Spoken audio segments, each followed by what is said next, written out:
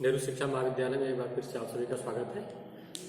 आज हम सब पढ़ेंगे रजिया सुल्तान के विषय में। इल्तुतमिश के बाद दिल्ली की प्रमुख सुल्तान जिसका नाम उल्लेख में मिलता है रजिया है। इल्तुतमिश के बड़े बेटे का उसके समय में ही 1229 ईस्वी में देहांत हो गया था, जो सर्वथा योग्य था। इल्तुतमिश के और भी लड़के थे, जिनमें रुकनुद्दीन, फिरोज शाह और बहराम शाह, लेकिन वो इतने योग्य नहीं थे, उनमें योग्यता का अभाव था।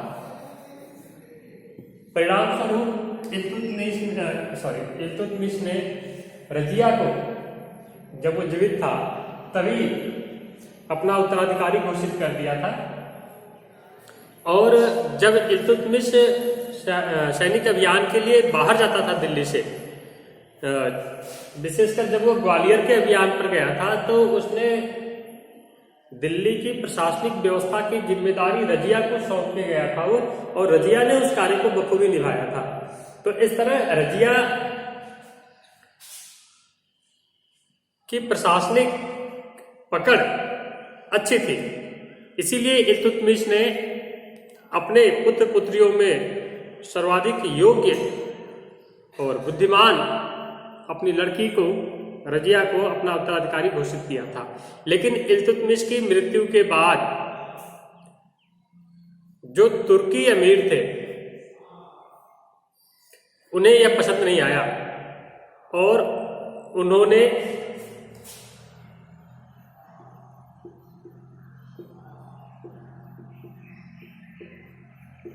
रुकनुद्दीन फिरोज शाह को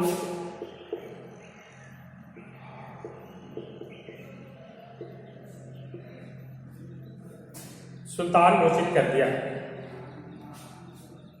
लेकिन जो रुकनुद्दीन फिरोज शाह था, ये एक विलासी और अयोग्य व्यक्ति था। ये जो रुकनुद्दीन फिरोज शाह है, ये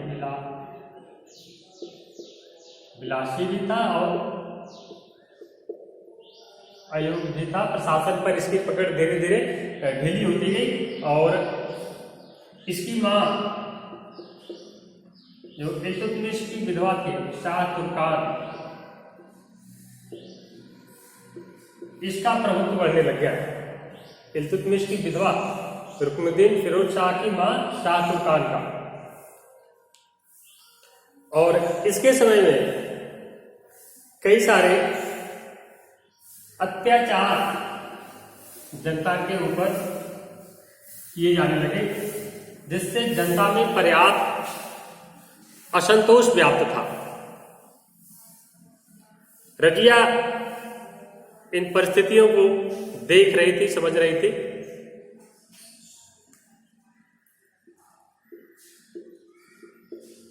शुक्रवार के दिन जब नमाज पढ़ी जाती है, जुम्मे की नमाज, शाही नमाज, शुक्रवार के दिन, उस दिन रजिया पहुंच जाती है जामा मस्जिद। जामा मस्जिद जाती है और लाल रंग का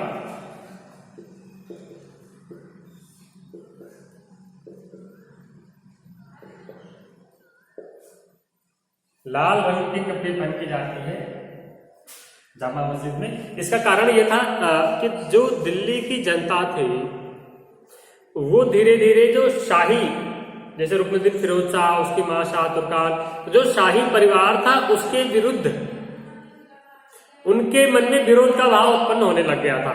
और रजिया को लगा कि यदि इसे रोका नहीं गया तो शाही परिवार के प्रति ये विरोध बढ़ता ही जाएगा। इसलिए रजिया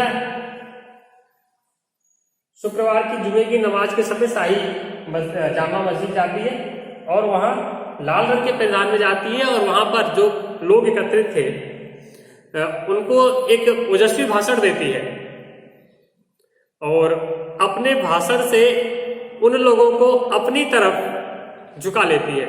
वो लोग, वहां की जो जनता थी उस समय की, वो रजिया के पक्ष में आ जाती है और जो शाही महल था उस पर धावा बोल देती जनता, हमला कर देती है।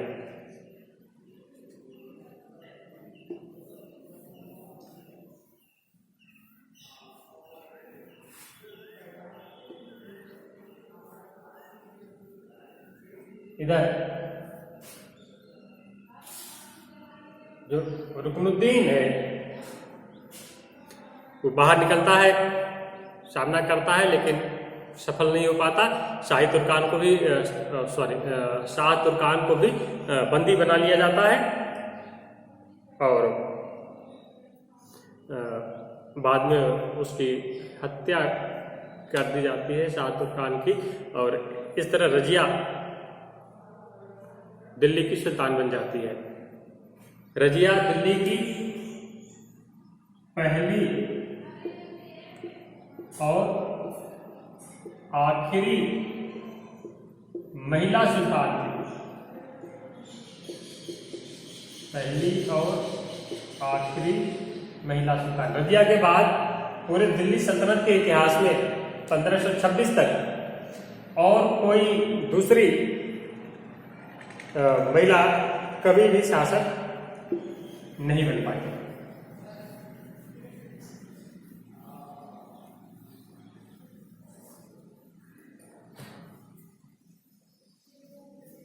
रजिया एक चतुर, बुद्धिमान और प्रशासनिक पकड़ वाली, संगठनात्मक शक्ति वाली, सैन्य क्षमता में भी योग्य और नेतृत्व करने वाली महिला थी।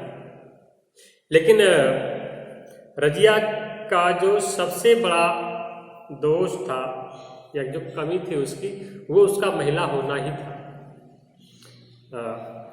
रजिया गद्दी पर बैठ जाती है, सुल्तान बन जाती है, लेकिन जो शमसी सुल्तान थे, जो शमसी अमीर थे दरबार के,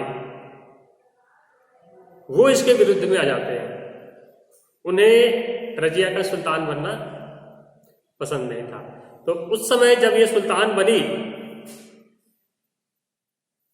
तब दिल्ली के जो अमीर थे, विशेषकर जो शमसी अमीर, जिनमें 4, एक तो बदायूं, हासिल, बठिंडा, मुल्तान, कि ये जो 4 सूबेदार थे,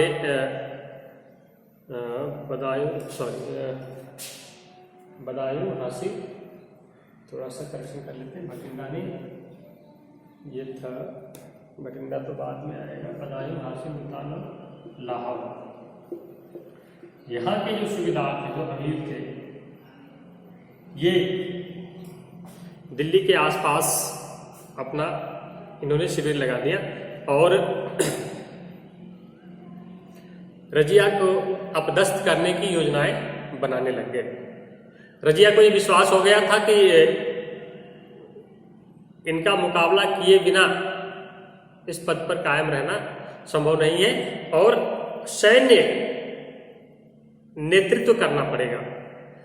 लेकिन अभी भी रजिया के पक्ष में ज्यादा लोग नहीं थे। ऐसी विषम परिस्थिति में जबकि ये चारों जो सूबेदार थे दिल्ली पर आक्रमण करने की योजनाएं बना रहे थे, दिल्ली को एक तरीके से घेर रखा था इन्होंने। ऐसी विषम परिस्थिति में रजिया ने कूटनीति का सहारा लिया और इनमें से 2 को अपनी तरफ मिला लिया और ये प्रचार करवा दिया कि ज्यादातर जो अमीर हैं वो रजिया के पक्ष में आ गए हैं। और इस तरह ऐसे एक अपने पक्ष का माहौल क्रिएट करके इसने फिर उनके ऊपर धावा बोल दिया, हमला कर दिया। और ज्यादातर जो उसमें सैनिक थे, जब उन्हें पता चल गया कि ज्यादातर अमीर जो है रजिया के पक्ष में है, तो वो भागने लग गए।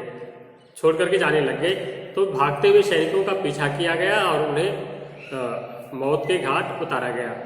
और रजिया ये समझ गई कि जो ये तुर्की अमीर हैं इनके प्रभुत्व को कम करना होगा, इसलिए उसने कई सारे पदों पर नवीन नियुक्तियां की और तुर्की अमीरों के प्रभुत्व को कम करने, समाप्त करने का प्रयास किया।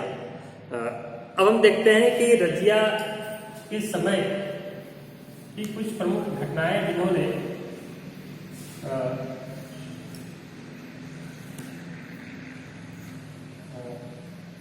रजिया के अस्तित्व के लिए किसी न किसी रूप में उन घटनाओं को जिम्मेदार भी कहा जा सकता है। उनके पीछे के जो कारण थे या उनका जो प्रभाव पड़ा वो रजिया के विरुद्ध ही था। तो सबसे इन घटनाओं में सबसे पहले तो देखते हैं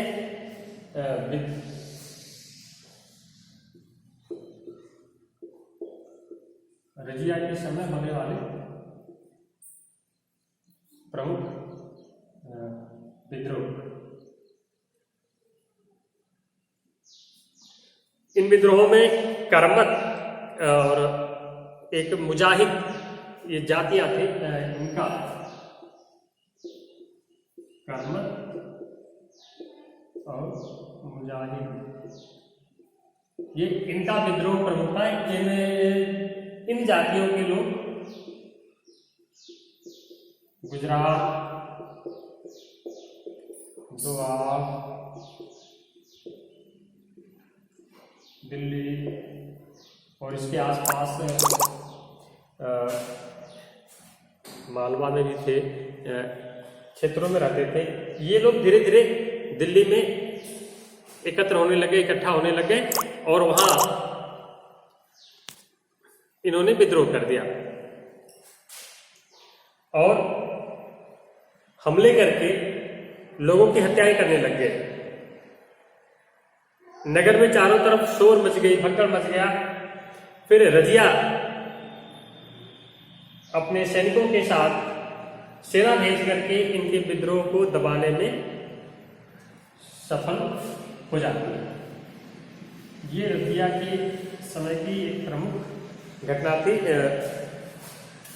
इसको दबाया गया और विद्रोहियों को सख्त से सख्त सजा भी दी गई। रणथंभौर का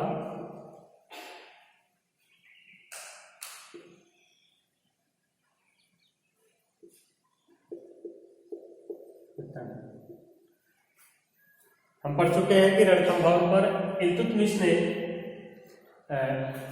अपना अधिकार जमाया था, लेकिन इल्तुतमिश के बाद जब रुकनुद्दीन फिरोज शाह था लगभग 6 महीने के आसपास का, तो उस समय की परिस्थितियों का लाभ उठाते हुए चौहानों ने रणथंभौर की जो तुर्की सेना थी उसको घेर लिया और उनको विवश कर दिया। वहां से भागने के लिए रणथंभौर पर एक बार फिर से अपना कब्जा कर लिया। रजिया ने अपनी सेना जो भेजी थी, लेकिन उस सेना का निर्देश था कि यदि ऐसा लगता है कि हम किले पर कब्जा नहीं कर सकते हैं तो हमें ज्यादा बड़ा सशस्त्र संघर्ष नहीं करना है, सेना का नुकसान नहीं करना है, हमें किला को छोड़ देना है। तो ऐसा ही हुआ। किले में जो बंद तुर्की सेना थी वो और जो सेना सहायता के लिए गई थी ये वापस लौट गई और आसानी से चौहानों का किले पर कब्जा हो गया। तो उनके अमीरों ने इसे समझा, इसे रजिया की कमजोरी समझा गया अमीरों के द्वारा। इसके अलावा रणथंभौर के साथ साथ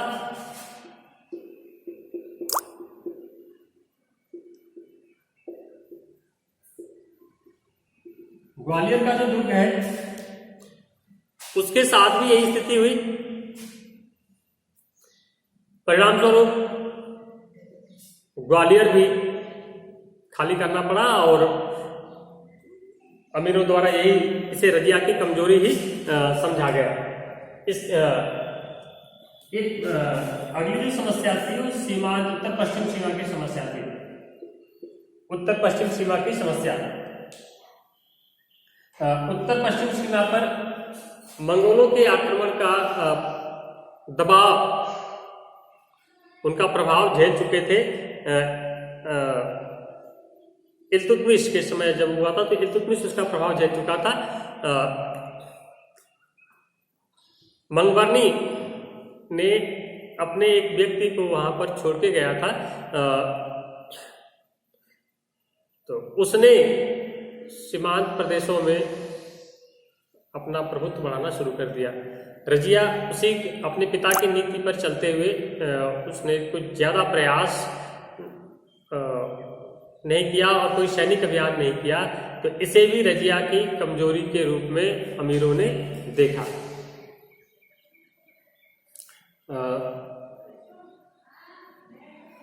इसके अलावा एक हबशी था, याकूत।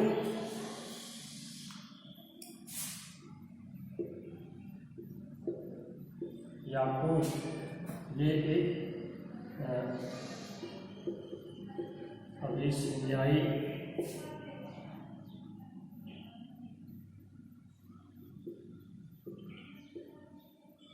एक अभिसिनियाई हबशी था, याकूत। तो इसके प्रति रजिया कहते हैं कि इसे प्रेम करने लग गई थी रजिया इसके प्रति। रजिया का मिन्हाजुद्दीन सिराज और इब्न बतूता भी इसका उल्लेख करते हैं।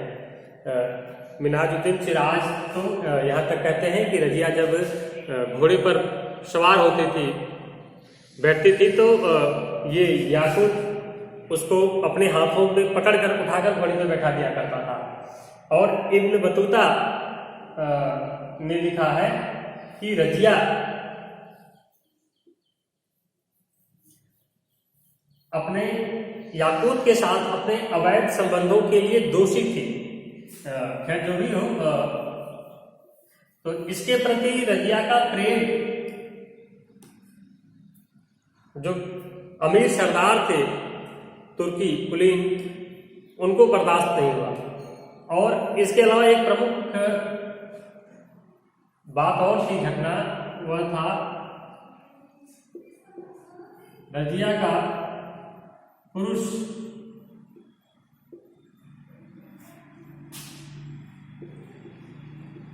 वेशभूषा में आना।